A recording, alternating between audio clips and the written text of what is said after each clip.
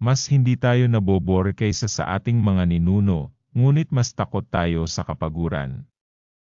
Ang kawalang kasiyahan ay isang bagay na karamihan sa atin ay sinusubukang iwasan sa isang paraan.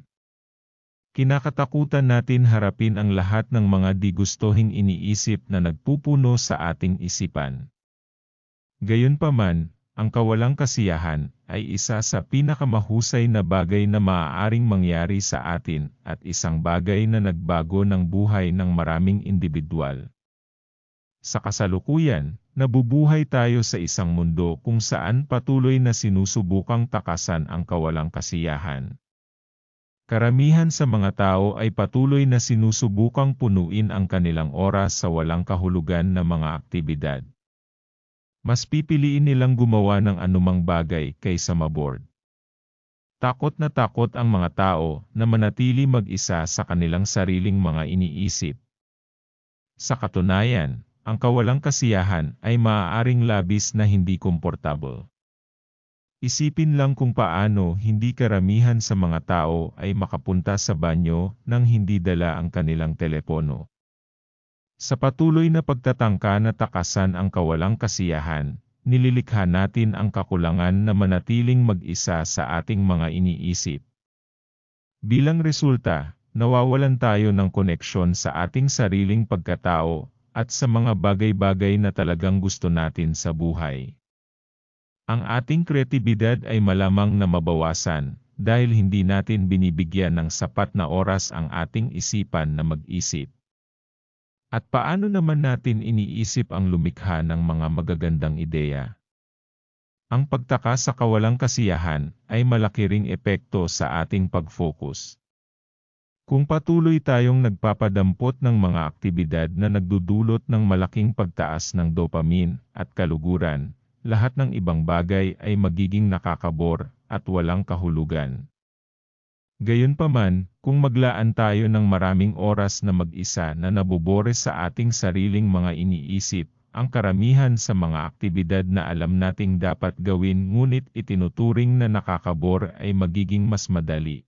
Ang pagtatayo ng negosyo o pag-aaral, kahit na iba pang hindi gaanong madaling gawain, ay magiging mas madaling maisakatuparan dahil mas exciting sila kaysa sa manatiling mag-isa sa ating sariling mga iniisip. Marahil ang iyong pagpapaliban ay malamang na mawawala kung ang alternatibo mo ay ang paggawa ng walang anuman. Ngunit dahil sa buong araw kang nag-scroll sa TikTok at naglalaro ng video games sa halip, naging mas mahirap ito. 2. Ang pagkabagot ay hindi marahil ang pinakasayang karanasan. Bagaman hindi ito nagdudulot ng maraming kaligayahan, mayroon itong kapangyarihan na ganap na mapabago ang iyong buhay. Ang pagkabagot ay nagdudulot ng pagpapaliwanag at pagtuklas sa iyong sarili, pumipilit sa iyong isip na maging malikhain at lumikha ng mga bagong ideya na hindi pa pumasok sa iyong isip noon. Ngayon, tuklasin natin ang mga buhay ng ilang mga dakilang individual sa kasaysayan, at kung paano sila na-inspire ng pagkabagot upang magtampok ng mga makabuluhang ideya na nagbago sa mundo. Ang unang tao na ating tututukan ay si Isaac Newton, at ang kanyang tanyag na kwento ng pagtuklas ng grabidad. Ang pagsusuri ni Newton sa grabidad ay isa sa mga pinakamahalagang pagtuklas sa lahat ng panahon. Sino ang makakaalam kung saan naroroon ang larangan ng pisika ngayon kung wala ang kanyang makabuluhang gawain? Baka hindi kailanman na isagawa ang pangkalahatang teorya ng relativity ni Einstein. Sinasabi na habang nagpapahinga sa ilalim ng isang puno ng mansanas sa kanyang hardin, mayroong isang mansanas na bumagsak sa kanyang ulo. Ang pangyayaring ito ang nagpanghikayat sa kanya na mag-isip tungkol sa puwersa sa likod ng pagbagsak ng mansanas, na humantong sa kanya na magpalagay kung itong puwersa rin ang namamahala sa orbita ng buwan sa paligid ng mundo. Determinado na alamin ang katotohanan, inilaan ni Newton ang ilang taon upang linangin ang kanyang teorya ng pambihirang grabidad. Iniharap niya na ang puwersa na responsable sa pagbagsak ng mga bagay patungo sa mundo ay ang parehong puwersang nagpapalibot ng mga planeta sa paligid ng araw. Bukod dito, pinag-aralan niya ang mga matematikong formula na nagpapahayag ng ugnayan sa pagitan ng mass ng dalawang bagay at ang puwersang gravitational sa kanila. Ang epekto ng pagtuklas ni Newton sa grabidad ay hindi maaaring balewalain. Ito ay nagpalitaw ng ating pag-unawa sa pisika at sa kalawakan na nagsilbing batayan ng modernong pisika. Ang mga epekto nito ay lumalawak pa, lubos na nakakaapekto sa mga larangan tulad ng astronomiya, inhinyeriya, at biolohiya. 3. Ang pangunahing aral na ating makukuha mula sa kwentong ito ay na ang pagkaantok, kasama ang kakayahang magtanong ng mga bagay, ay maaaring humantong sa kahangahangang mga resulta. Si Newton, hindi takot sa pag-iisa, nag-iisip ng kanyang mga iniisip sa katahimikan ng kanyang hardin. Kahit sa panahon na walang social media, maingat niyang obserbahan at makipag-ugnayan sa mundo.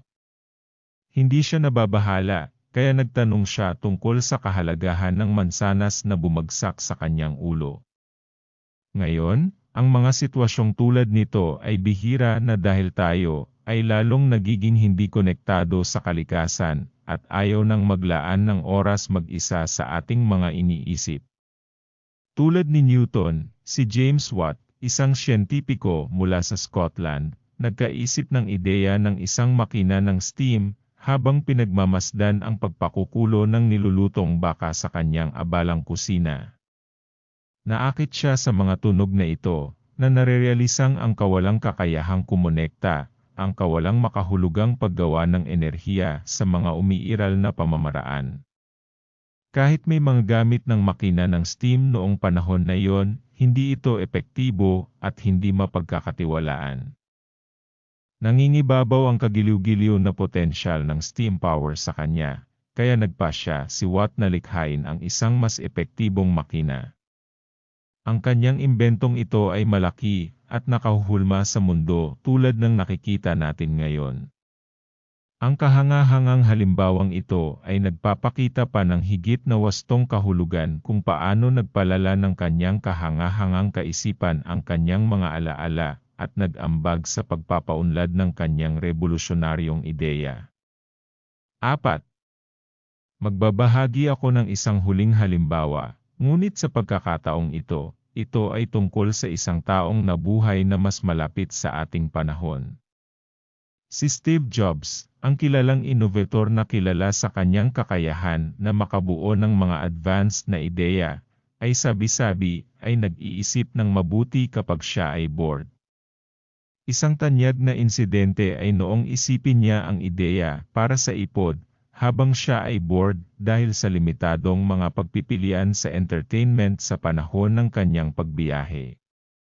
Maraming mga pilosopo rin ang nagpahayag ng kanilang mga pananaw tungkol sa boredom. Sinabi ni Friedrich Nietzsche, ang taong ganap na nag-iingat mula sa boredom ay nagtatanggol din sa kanyang tunay na sarili, at hindi niya malalasap ang pinakamahalaga at nakasisigla na mga sandali ng kanyang sariling pag-iral. Naniniwala si Immanuel Kant na ang boredom ay maaaring pukawin ang ating kuryosidad at mag-udyok sa atin na lumampas sa ating kasalukuyang kapaligiran. Sa pamamagitan ng pagsalubong sa boredom at pagtanggap sa kahangalan na ito, maaari nating buksan ang ating sarili sa mga bagong pagtuklas at advanced na mga ideya. Pagkatuto na ituring ang pag-iisa, nang hindi pinapahintulutan ang kalungkutan, ay mahalagang hakbang sa paghahanap ng ating tunay na sarili, at pagsasanay ng mindfulness, ganap na pagtuon sa kasalukuyang sandali. Ang pag-unawa na hindi dapat nating katakutan ang boredom kundi tingnan ito bilang isang pagkakataon upang lumago at pagbutihin ang ating sarili ay isang makapangyarihang konsepto. Kapag comfort na tayo sa ating mga kaisipan at hinaharap ang boredom, wala nang makakapigil sa atin. Mula sa kailaliman ng boredom madalas sumulpot ang mga genial na ideya, sapagkat sa mga sandaling ito ay hinaharap natin ang limitasyon ng ating kasalukuyang kalagayan at nagkakaroon ng inspirasyon upang mag-explore sa mga bagong posibilidad.